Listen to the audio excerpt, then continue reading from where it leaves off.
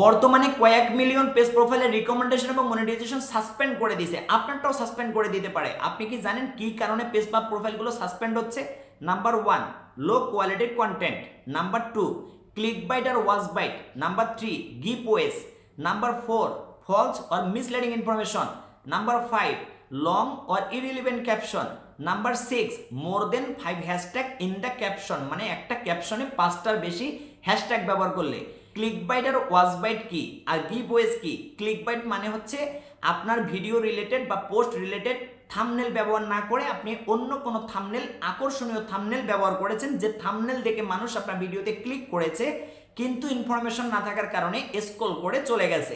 এটা হচ্ছে click byte, মানে ক্লিক করতে বাধ্য করেছেন। Number 2, watch bait. ভিডিওর শুরুতে বলা যে ভিডিও শেষে দেখাবো, এই দেখাবো সেই দেখাবো, মানে মানুষকে প্রলোভন দেখিয়ে ভিডিওটা শেষ পর্যন্ত কন্টিনিউ করা, এটা ধরনের প্রতারণা। আর একটা হচ্ছে গিভ ওয়েস। আমরা কথায় কথা বলি, আমার এই ভিডিওটা 10টা গ্রুপে শেয়ার করে দেন, আমি আপনাকে 10টা স্টার দেবো, ইউকেশে টাকা দেবো, বিকেশে টাকা দেবো। এই ধরনের কার্যকলাপ করলে আপনার পেজ বা প্রোফাইল যে কোনো মুহূর্তে সাসপেন্ড হয়ে যেতে পারে।